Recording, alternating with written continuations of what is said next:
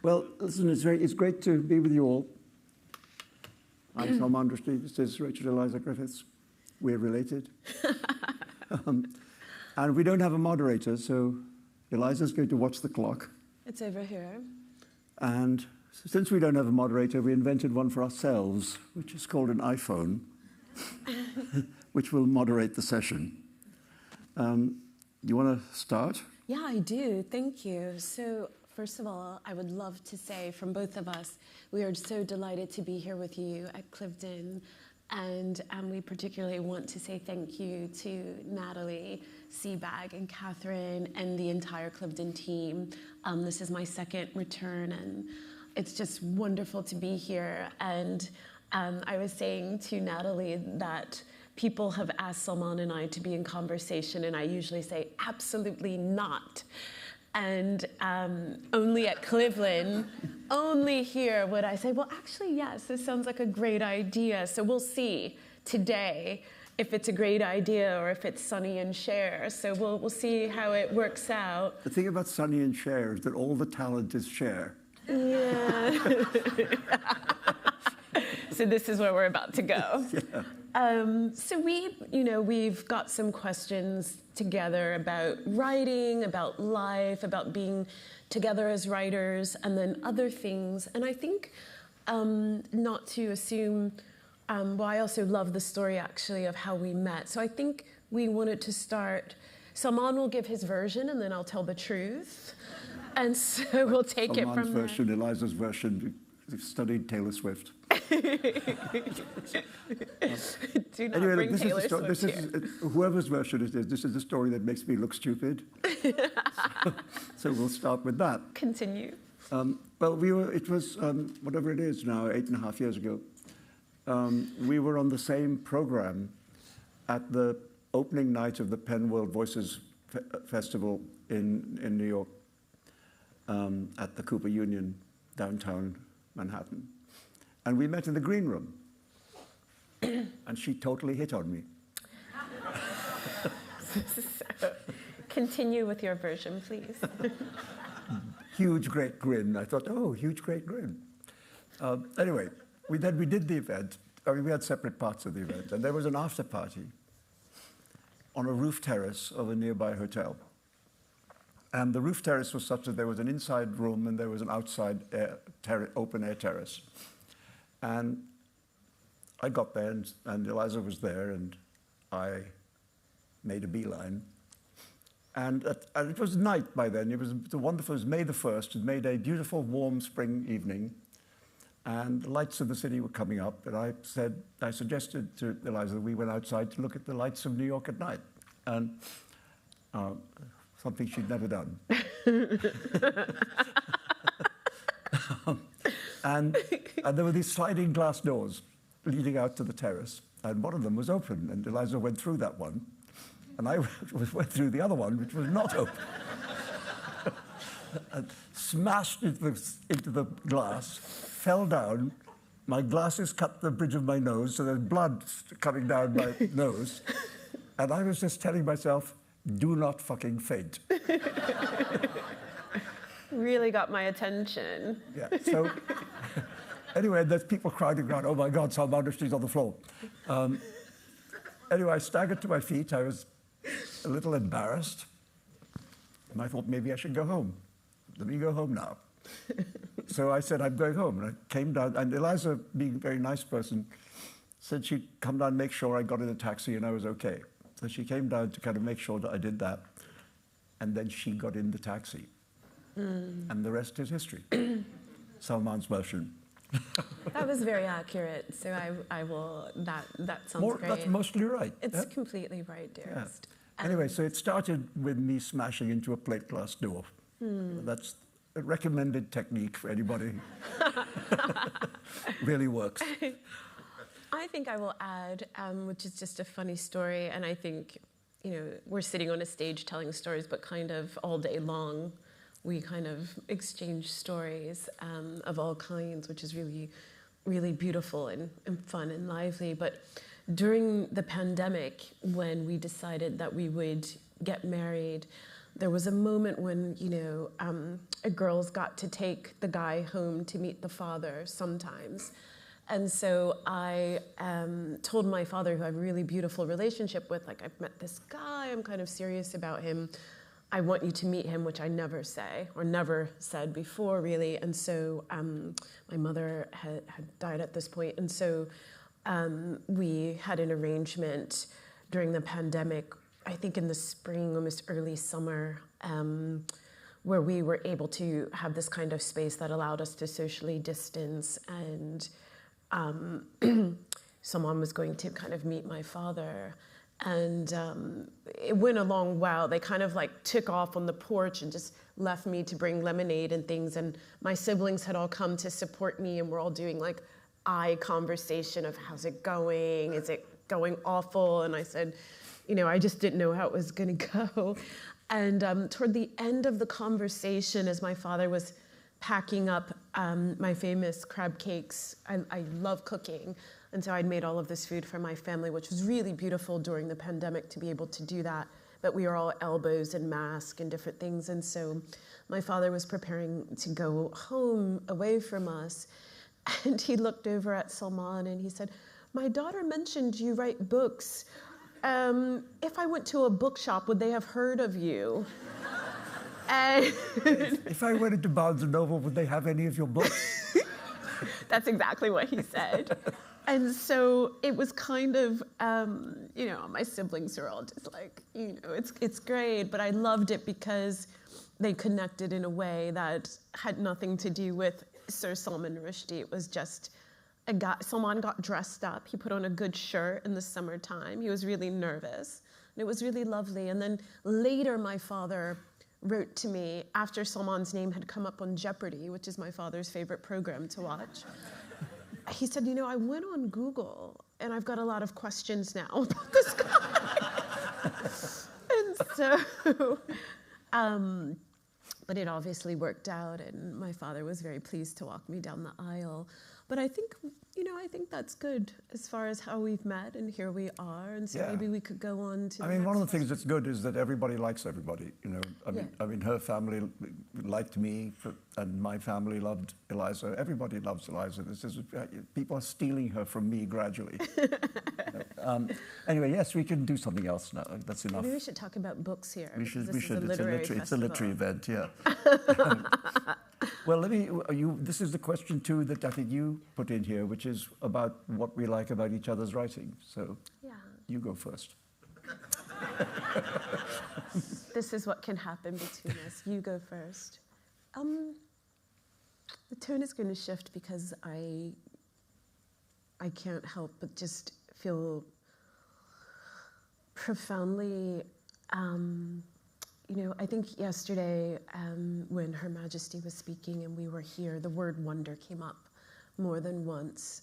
The kind of sense of awe, the sense of wonder that one has kind of, as a poet and a novelist, and I have a memoir coming out and a photographer, awe and precision and detail and stories really are kind of how I organize my deepest inner life.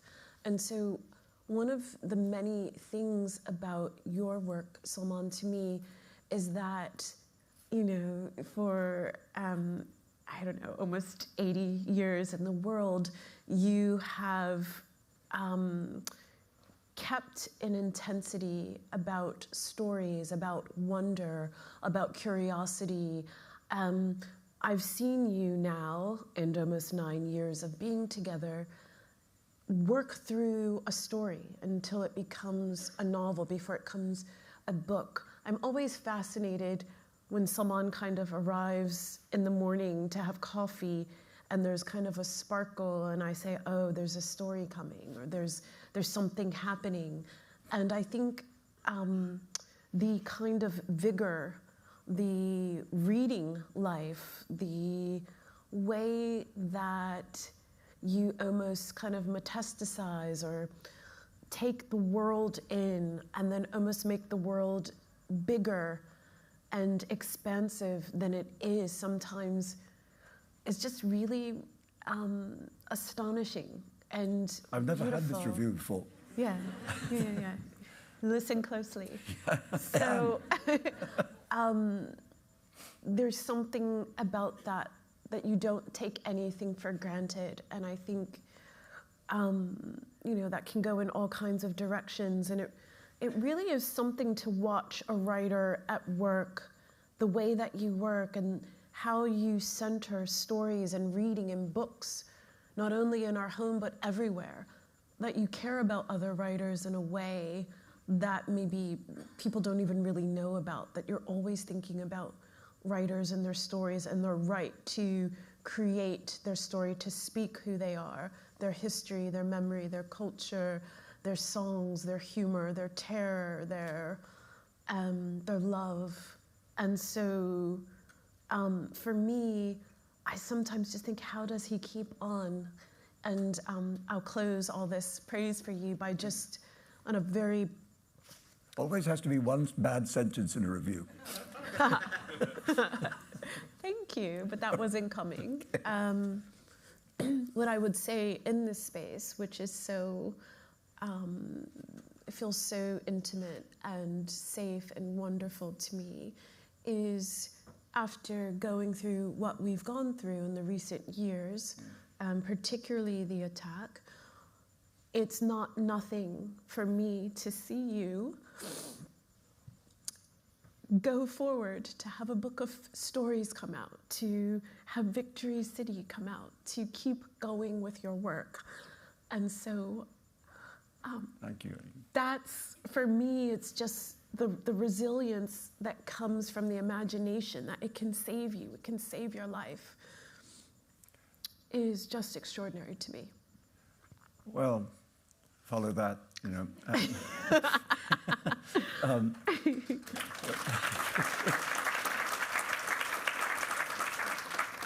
But when I met Eliza at that sea above sliding glass door, what happened was that when we got back to my place in the taxi, she just stayed there for hours making sure that I was okay, and we just talked an enormous amount until like 5 o'clock in the morning, and then I realized I had a class to teach at 12. So she had to go home. Well, she was going home anyway. But then I realized that although we'd taken part in this event together for Penn, I didn't really know her work. She had at that time, 4 books of poetry? Yes. And so I ordered all of them. Smart. And I started reading them, and I thought, why don't I know this about this writer? Because this writer is really extraordinary. I mean, not just good, but breathtakingly good. And why doesn't everybody know? Because the answer to that is because it's poetry. There's your one line. Well, poetry, small, novel, big, says You the did novelist. one poem in Granta. I have one poem in my life. That one. Yeah, and we don't need to discuss that any further. We like Granta. Yes. Anyway, so I read these books very, very carefully over the course of the next couple of days. And I thought, this is a really extraordinary, impressive writer. Plus, I really like her. And so what's happened as the time has progressed is I've become aware of not just the depth of the language and the range of the language, but also the range of forms in which Eliza can work. Mm-hmm. So at that point, there were these 4 books of poetry. Since then, there's been, now 5, but also another one on the way, so getting on for 6 books of poetry. But also, by the way, brilliant first novel, memoir coming, work as a considerable, beautiful art photographer, videographer, designer of sets for operas. I think, I can only do one thing. And somebody who can do like everything. And that's kind of disgusting, but very, very, very impressive. And it means that I think we can both live in the same house and have enormous regard for each other's creative process, because they're different. But I think, Eliza has just given you a little summary of my way of doing things, and hers is kind of different and a bit more hard to pin down, because it shifts between media. But that ability to shift between media, I envy enormously. I mean, I used to be, when I was younger, I was friendly with the great German novelist Günter Grass, but who was also a considerable visual artist. And I visited him once in a little village outside Hamburg where he was living at the time. And he had two buildings. He owned two buildings in the village. One was where he lived with his wife and where his writing room was, and he would spend the day there. And then in the evening, he would walk like 100 yards down the street to this other little cottage, which was his art studio. And in the art studio, he didn't really make oil paintings, but he made dry point etchings and bronzes and terracottas and things like that. And it was exactly the same iconography as the novels. So there were figures of little boys with tin drums and eels and rats and so on. And I thought how wonderful to be able to go into a different part of your head, a different way of making, and be able to be another kind of artist in the evening from what you are in the daytime. And I can't do that because, as I say, I can only do one thing, but Eliza can do that. And so I think we're more or less equally impressed with each other so far. I do think, and I'll just say briefly, and then we can move into talking about kind of our obsession with archives and things like that. But just to say that there's, there's such a way, for better and sometimes for quite worse, where you can have like literary couples or they're together, and the way that they work, I'm thinking of, I miss him dearly, our dear friend Paul Auster and his wife Siri, and I think of Martin and Isabel, and I just, different friends that we have who are very different in how they organize themselves as authors, but then there's this space that one has as a kind of creator, as an author, as an artist, and then there's who you are in the relationship. And so I feel often that it's lovely to have this kind of space, like a constellation, and not, I'm always intrigued and excited to see someone kind of working through an idea, and he kind of staggers downstairs at the end of a day because he's there for hours in his kind of like book cave, and I'm all over the place, as you mentioned. But it's the commitment. It's almost athletic. It's a regimen. It's a practice that I can almost imagine you centuries ago when you were young to just throw your body, to throw your life at your desk. And that's everything, and it comes into everything. And then to try to make you a vodka tonic and watch Law and Order or the Yankees or something and recover together. But I find that you are more willing to say, I'm going to ask you to read something soon. And I am a bit more reticent about showing anything to anyone. And I just sometimes pay attention to that, and just, I like that it is different, where I don't have to be forced to read. I don't show things in early stages, though. Yeah, no, you keep it kind of close to home. I remember once I went to an event in London where American novelist John Irving was doing an event, and he introduced his reading by saying what he was going to read was an early draft of a new novel, and he welcomed criticism. I thought, that's insane. Why would you, there's a room full of strangers, ask them to tell you what's wrong with what you've done? I mean, it was very brave in a way, very open, you know. But I thought I couldn't do that to save my life. But I mean, there's a moment where you think, what I think as finishing is where I think, oh, I'm not making it any better now. I'm just pushing it around and making it different. That's when I can show people something. You know, there's also the infallible test of whether something is ready to be read by other people or not is embarrassment. If you're holding the pages in your hand and you're embarrassed to show it to somebody who's not ready, take it away. There's a point, in my experience anyway, when I'm not embarrassed, when I actually want people to read. And then I'm very interested in what people have to say. Obviously, this people first. There are writers who are much more interactive than that. You know, I think Paul Auster, Siri Hustvedt, showed each other work pretty much all the time. Yeah. You know, and I did Michael Chabon, Ayelet Waldman. I think also, you know, I also like there's some relationships which are not marriages but which are parental. You know, I mean, like Kiran and Anita Desai, for example, really show each other work and comment on each other's work. Kingsley Amis, Martin Amis, except Kingsley Amis always said that Martin Amis wasn't very good. But he would then say, but he's better than everyone else. Kingsley didn't like anybody. But anyway, these very close relationships of writers are kind of interesting to observe because they're all different.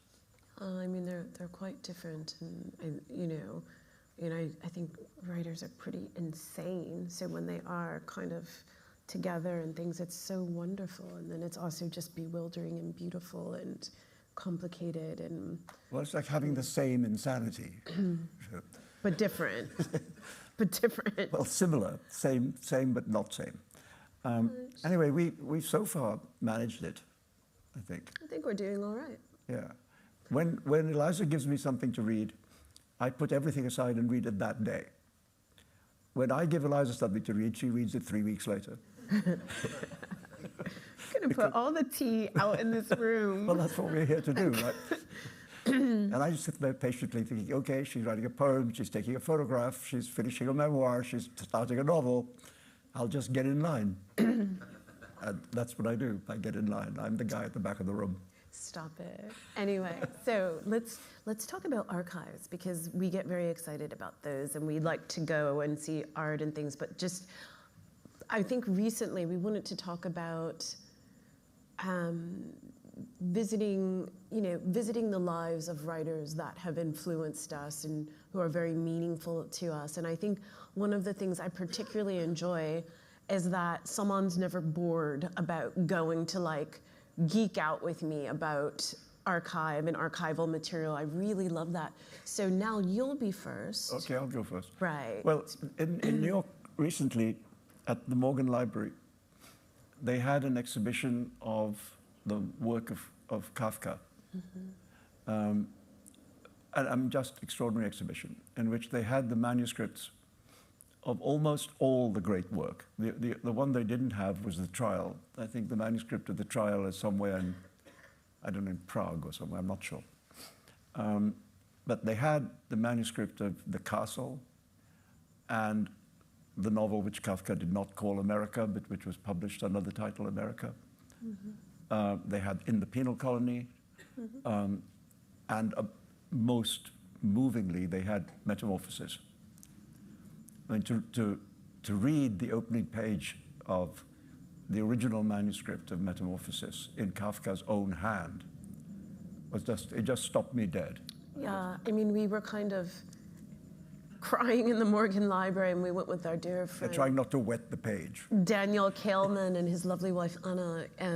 So it was also kind of this experience to experience Kafka with Daniel and Well, Daniel had just written this brilliant television series about the life of Kafka, so he knew enormous amounts about it. Yeah. And I knew a little bit. But I mean, for example, the opening sentence, you know, Kafka never identifies the insect. So, you know, one morning, Gregor Samsa awoke from uneasy dreams to find himself transformed into, the German phrase is ungeheuren Ungeziefer, which means abominable vermin. And that's all Kafka ever says about the bug. So it's not, and everybody has fantasized about what is it a cockroach, is it a dung beetle? The bug appears to, during the course of the story, the bug appears to change size. There are moments when he can reach the doorknob. There are moments when he can't reach the doorknob. But it's this fantasy bug. But to see it written in his own hand, this extraordinary story. For a start, I mean, I ended up writing these 3 novellas, and looking at this, maybe one of the 2 or 3 greatest novellas ever written, Yes. was a part of the inspiration. And I suddenly thought, 70 pages is a really good length, especially in this moment when nobody has any time or patience. But, Metamorphosis, Death in Venice, so many of the really greatest things that exist are written at about that length. And I thought, maybe I'll have a go. So then I ended up writing 3. And Kafka really helped kick me into gear. I mean, for example, the unfinished first novel, which Max Brod gave the title America to, the title that Kafka had been playing with, but was not certain about, was The Man Who Disappeared. And I ended up writing a story about 2 men who disappeared. And so again, Kafka helped me. And going that amazing day at the Morgan Library, looking at these documents, I'll hand over to you in a second. But the second thing that happened last year, when the European translations of Knife were being published, we were briefly in Madrid. And it was arranged for us to go and have a little look at the Prado after hours when there's nobody there. So we were alone with the paintings. And one of the great rooms in the Prado, I think one of the greatest rooms in any museum in the world, is the room containing the Black Goyas. The dark, very dark, agonized paintings that he originally made as wall paintings in this little farmhouse he had outside Madrid. And again, I was looking at these pictures and thinking about the life of Goya at that time. I mean, Goya was politically quite liberal, and he, at that moment in his life, the new king in Madrid was Fernando VII, who was, to say the least, not liberal. And actually, rather strangely, it might make you think about somebody else, he was known in his day as El Rey Felon. I mean, I didn't even make it up. And he bore other resemblances to contemporary figures. So this story about Kafka escaping, deciding that he had to leave the court where he had spent a lot of his life working and retreat outside the city was because he wanted to put some distance between himself and this newly authoritarian and problematic ruler. And then, in a state of deep depression, made these astonishing paintings. And I thought, maybe I can do something with that story. And I ended up doing something with that story. So looking at this great work, I mean, this is some of the greatest work that people have ever made, the works of Kafka and the works of Goya. And it gave me a huge kick of energy, which I used. Your turn. Thank you. So I think, recently, last weekend, actually, we were in Granada for a literary festival, and we had the wonderful gift of spending the day with the niece of Federico Garcia Lorca, and we went to the Lorca Foundation, and she was bringing out her beloved uncle's, handwritten pieces of paper of Lorca, Blood Wedding and gypsy ballads and so much Lorca. And it was this thing, and I think, you brought up Kafka, you've brought up Goya. I think I'm very, interested in the kind of mortality of writers, the whole life. And so, yesterday I had the great and deep pleasure of being in conversation with my chosen brother, Nicholas Boggs, about the life of James Baldwin. And that sense, having even met one of Baldwin's nephews, this sense of these writers belong to families. They will die. They do die. What do they do? And Toni Morrison talks about life like we die, but we have this measure of literature and language and things that we can do language. She speaks about this. And I found myself, kind of stunned by the fact, which I don't know why it hadn't registered to me, that Lorca's niece looks exactly like Lorca. And so I'm looking and I'm realizing I'm as close as possible biologically and in person in my own perspective to a woman whose beloved uncle was taken out by fascists and murdered and left in a mass grave. And that the work that he did and the time that he lived has graced continents. That has certainly affected my own identity and perspective and care and generosity and passion for language. I don't know if I could be a poet without having read Lorca. And so having a day to visit his home, his family house, to see the desk where he wrote most of his work. We're always so intrigued. Where do writers write? Where do they brush their teeth? What do they, and his record player. And made me think of Bessie Smith and Baldwin, Stranger in the Village, and bringing Bessie Smith, the voice of a singer, because poets, we always want to sing in a way. But Garcia Lorca was very good. He was a talented pianist and singer. And so in his family home, they had his piano. And to think of his hands on this piano and his hands on this paper, and to put my hand near this paper where he lived, where he wrote things that mattered to his experience, also as a gay man, as an intellectual, as a pianist, as an artist, as a brother, as an uncle, and just this richness of life that gets pulled into, 26 letters, I guess in English anyway, but there's just something remarkable, and it always astonishes me. And so... and as an enemy of fascism, which is what got him killed. Yes. And that, I think, connects to going, again, back to Madrid last summer, and we were able to go by ourselves and spend some time in front of Guernica. Picasso's great...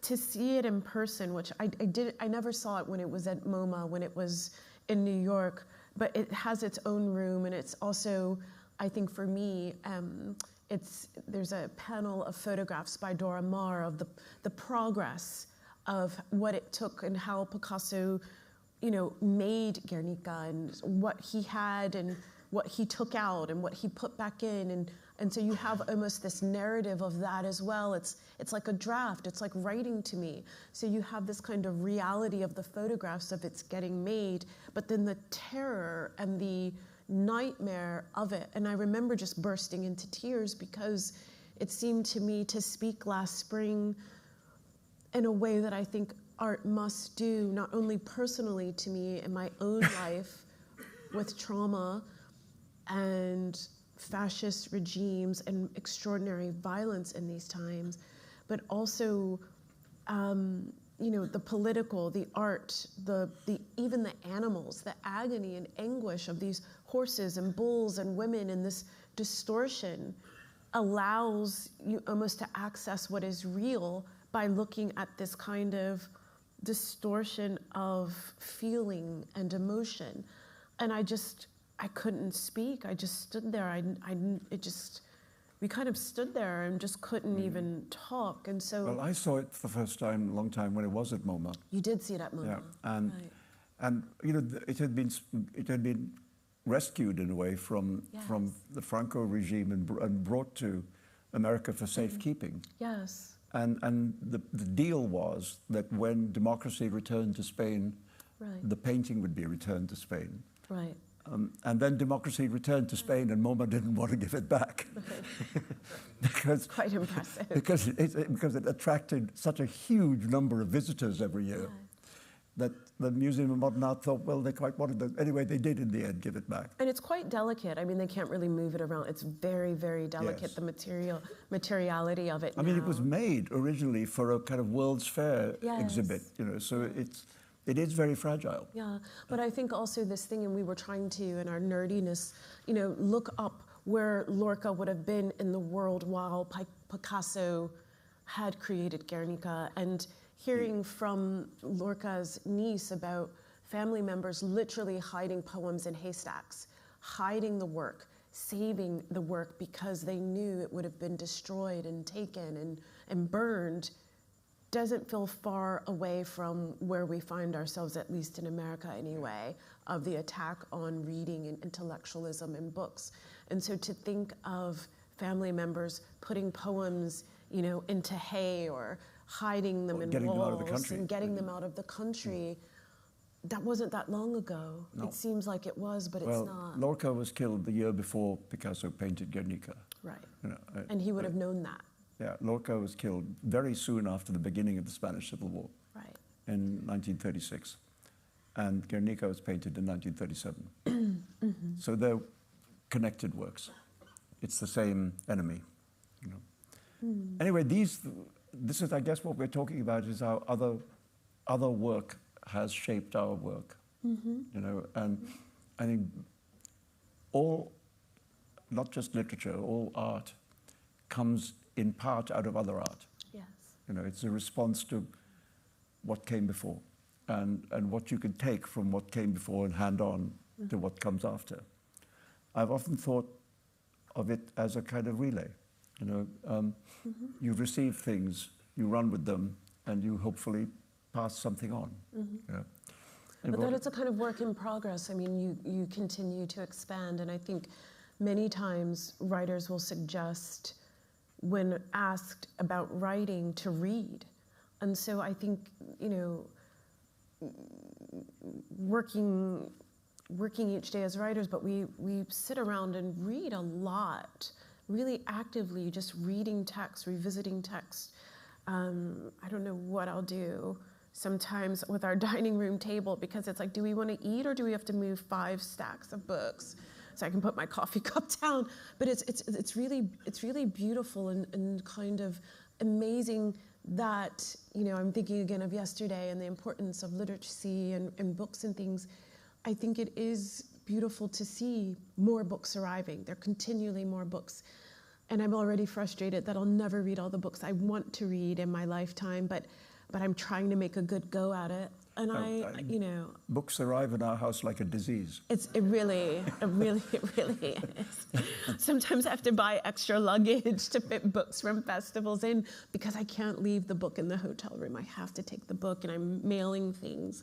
But I guess we were talking about, just in this moment, and I'm looking at the countdown clock, a writer maybe in this moment, whatever you're writing next or what you've just written, that you felt was kind of near you? Or is there like a chronic writer you return to kind of get stimulated as far as like the question, or I don't know, what you hear is going to be perhaps the next book? Like, I mean, I know Günter Grass for you, I know Kafka, I know you've got your patron saints, but like who might you say, like, right now? Because I know for me it switches all the time across genre for me, but for you, like, I don't know.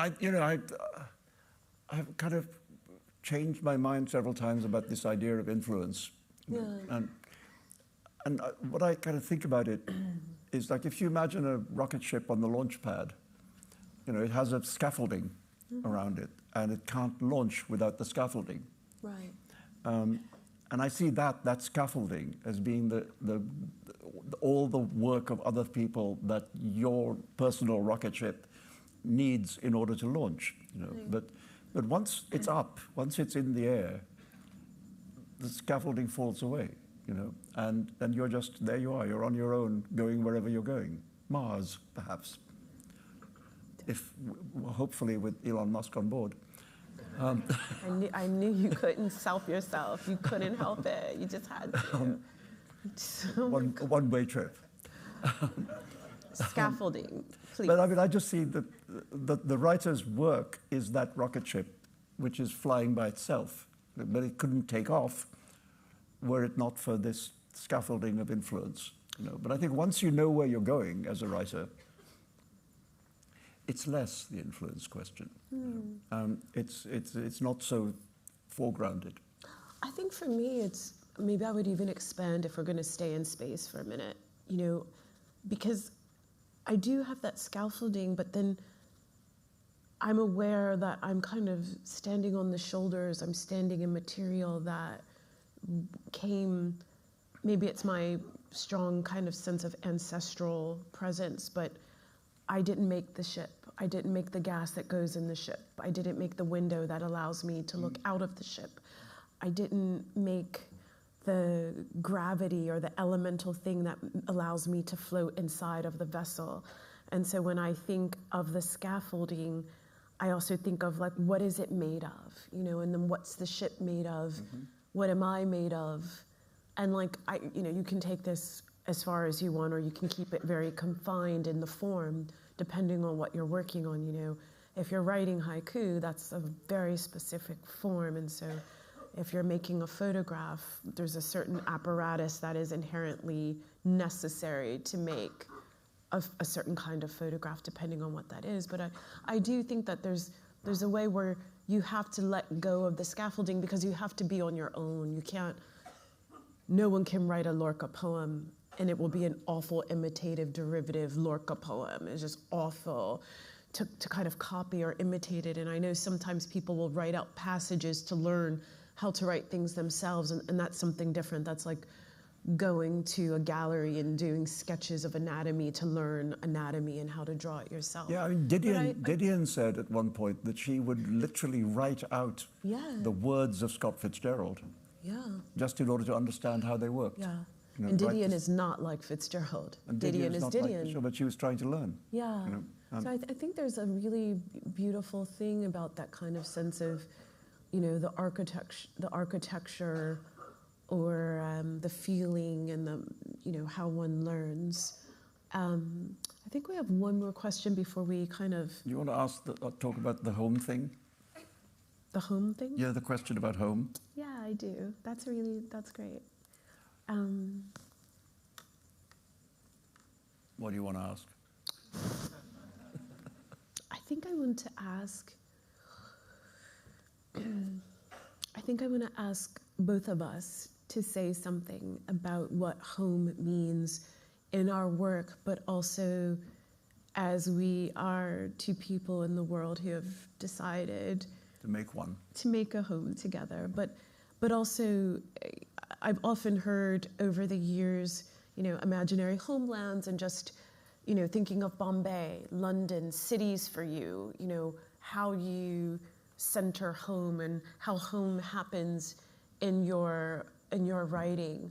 So I think maybe we both could talk about home. Yeah? Well, I think much more than you, I'm a big city writer. No, you do like a city. I'm good. I know that, for example, I like New York City much more than you do right now. You truly do. And one of us is wrong. Where are you flying to tomorrow when you go home? Exactly. Well, no, so, I mean, I think I grew up in one huge city, spent a lot of my life here in London in a second, and now a lot of my life in a third. And I think my kind of sensibility and my feeling of home has been shaped by the big city, which is a place of multiplicity and plurality and crowds and history jostling in the street, people from everywhere bumping into each other and their stories intersecting. And I think I couldn't have been the writer that I am without that experience of the metropolis, So, I mean, I think also one of the things that's happened in our time because of the phenomenon of migration is that many people feel roots in more than one place. Many people have the sense of home attached to more than one country, more than one, even within a country, more than one place in the country. You know, a lot of people move from the countryside to the city and yet have feelings of home about both things. So I think this multiplication of home, of the idea of home, is a kind of phenomenon of our time. And I certainly, if I go to Bombay, certainly certain neighborhoods in Bombay where I grew up, I have very powerfully the sense of home, because I think the place you're a child and grow up has one meaning which nowhere else does. And then London and New York both, you know, feel like home. But I think in the end, you know, as they say, it's where you hang your hat, and that's where we live. Yes. And that's the most central area of home. Except that also when you're in the middle of writing a book, inside the book feels like home. Yes. You know, that's where you're living. Most of your consciousness is there. So I think it's become this kind of, for me anyway, this sort of plural idea, not a single home, but many. Yeah, I think for me it's probably, as you noted, I'm happy with nature. Environments. If it's the ocean, it's the desert, it's mountains, it's trees, then I can feel kind of very grounded where I am. If I can't see green, I start to get really fussy. I get really displaced. I need to kind of be grounded with just some grass or seeing some dogs or something. It's a little bit different for me. And I think I feel very intentional in how I kind of curate home in a way. It's people I choose that I feel safe with that become friendships, become kind of homes or kind of spaces for me to be. And so I think, you know, for me, growing up and having a beautiful family, but a family that wasn't very kind of literary or bookish, or it was a different kind of generation. And so, you know, this weird little sensitive person that was me, trying to, like, 10 years old at the typewriter, and my parents being like, whose child is this?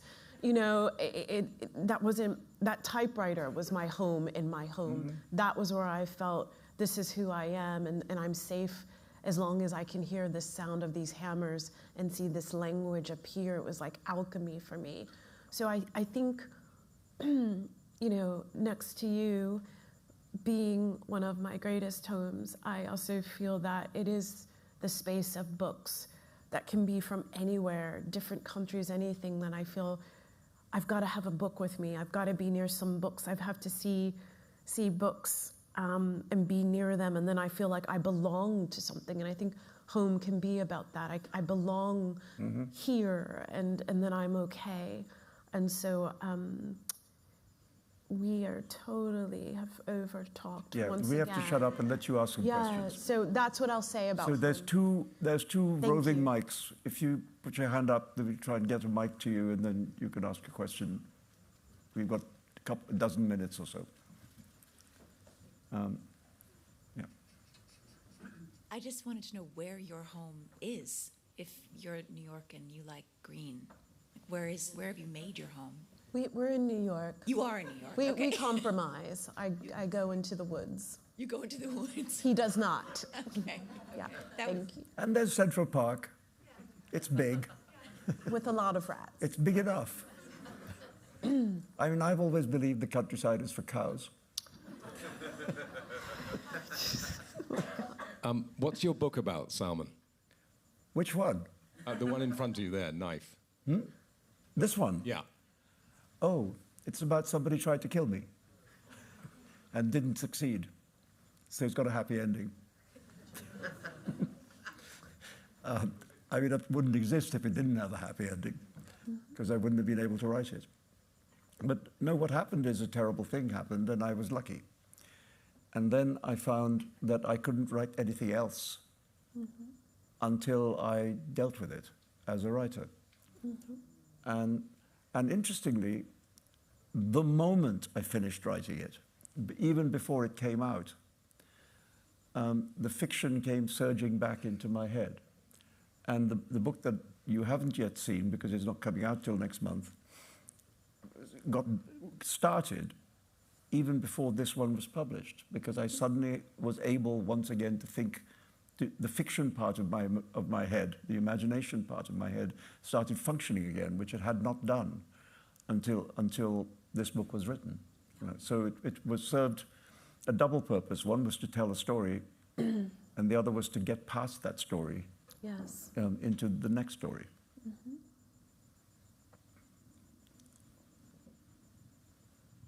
Thank you. I was alarmed to see the book next to you, Salman, and I just wondered, did it help you heal? Yeah, well, it was a part of the process of healing, yes. I mean, there's a moment in the book when one of the things I felt that we had to do in the process of recovery was to revisit the scene of the crime. Eliza wasn't with me when the attack happened. She was in New York City and I was in Chautauqua. And so she hadn't seen the place where it happened. And I just thought there was something I needed to do, which was to show myself that I was standing up in the place where I fell down. And we went together. And it was a very, I thought, I don't know what this is going to be like. I don't know if it's going to be powerful or not powerful, or helpful or not helpful. And I had the strongest, I mean, for you, it was powerful because you hadn't seen the place. Yes. You know, and so instead of imagining it, it became real. But for me, it felt like I'd said to Eliza at the time, I said I had this physical feeling of a weight being removed from my shoulders. And I felt lighter. I think your face literally changed in front of me. It was like a weather front, a weather system left you. And I could see exactly why we had to go. And it was really a powerful experience to witness that. And also in my own imagination, in addition to really awful graphic footage, to be in the place of my own body and to make almost my own muscle memory and to only suddenly really engage with how real, how the space, which was absolutely a beautiful kind of gentle space of people reading books and talking and intellectual, and then this violence interrupted everything. But I think it was important for you to go. Yes, I mean, that's now the kind of the closing scene of the book. Yeah. But it was also, it wasn't so much writing it that was healing, it was going there to do that, and then writing about it. So, yeah, it was a part of the process of recovery for sure, but it wasn't actually the thing that did the healing. Mm-hmm. There's a person here. Thank you very much. I just wanted to ask that there was another crime that was perpetrated on you prior to this incident in New York, which is a long-standing crime, where you were confined and in hiding for so many years. I suppose that it may have helped for you to retreat into your book cave, but you still managed to be incredibly creative. And can you explain how you managed to do that? Not be traumatized as much as one would imagine? I mean, I think I have occasionally been asked that question. And the thing that I have found as an answer is that I discovered I was tougher than I thought. You know, I mean, if you had told me in advance, here's what's going to happen to you for the next 8 or 9 years, and how do you think you'll deal with it? I would have said, I don't think I'll deal with it very well. You know, I mean, I wouldn't have backed myself to do well in that under those circumstances, and I did better than expected. You know, and it's interesting to discover resources in yourself that you were unaware that you possessed. Mm-hmm. And I think many people maybe in this room have faced crisis. It doesn't have to be that kind of crisis. It can be a health crisis, it can be a family crisis, it can be a financial crisis. All of us in life face very hard moments. And I think many, you know, that's what life is, and then you die. Thank you. But many of us, I think, find, faced with crisis, that we have within ourselves the resources to cope with it. And we don't know that about ourselves until, we don't know the answer to the question until the question is asked. You know, and if you're lucky, the question isn't asked. That's preferable. But I think that's what happened to me. I discovered the answer to the question when it was asked. And I do think being a writer was enormously helpful because, you know, if you're sitting in a room, at least you can write a book. And it was better that I was that kind of a writer because I think had I been a screenwriter, I don't think anybody would have wanted to hire me to write their movie at that moment. And if I had been a playwright, I don't think anybody would have wanted to put on a play in a theater, which is can be an endangered space. You know. So a book, you can, you know, pencil and paper and desk, table, even the table's not necessary. Quite easy. Low technology creates freedom more than high technology. Much harder to be absolutely free as an artist making a $50 million movie than writing a book. $200 million movie. I mean, The Avengers, probably not my field. Let's not start about the Avengers. Thank you. There's a question here. Thank you. Having recently read Knife, Eliza, you play a really powerful role in Salman's recovery, and he does talk about the challenges for you, and I just wondered, it'd be really interesting to hear from you how you dealt with that, the challenges, and what the outlet was for you, and how you dealt with the aftermath. Thank you for the question. Like Salman, I have gone into myself as a writer and have a memoir coming out in January, which will explicitly speak about my perspective as kind of a witness to what happened. And some of the writing, almost kind of immediately after the attack in the trauma ward, I never really slept. I had a bench I slept on that was maybe the size of this table. I could never extend my legs. I couldn't, but I wouldn't leave. You know, they said, you should go get a hotel. And I said, and when he walks out here is when I'll walk out of here. And so I just needed to be, that was my home. And I made it the home that it could be. But at night, I would stay up writing every single detail of everything I saw. And diary, and just one day we'll get to leave here, I don't know when, and it changed me. Everything about it changed me, and I'm sitting here as a very different person than I once was. And I have grief about that, but I also have hope, because we're getting to sit here together in this room, and it's a different story, right? So I think there's also things, you know, post-attack, with PTSD, I have some fantastic and very expensive therapists that are great, that I spend a lot of time with, but I have joy in my friendships. I feel supported, I feel loved, I feel connected in my marriage, and I get to make art. And that is kind of my thing. I wake up almost every day and I'm like, oh my gosh, look what's happened. And there were days where I thought, if I wake up, maybe this will all just have been a nightmare. And it was for several years. And so finally, when I felt the capacity that I could even put anything into language, it almost became, this is going to be for someone else. I don't even need this anymore, but I know I'm not alone, and I know people, as Salman mentioned, go through extraordinary crises, and sometimes it can even just be loneliness. It can be an internal feeling of, you know, hardship. And so for me, the book that I've written, it's showing up for that person I was on August 12th, 2022, but it's also about going forward, and not in a kind of like slap happy kind of, you know, positivity way, but real hard work to save your own life. Because when everything happened, I felt I have to put every resource internally that I have into helping Salman live and survive. And that's all I cared about. And now I'm kind of coming back to life, I have to say. And it's really profound and beautiful. And I don't take it for granted. Okay, we have That was our 7 seconds left, so I think we've put it down. Thank you. Thank you.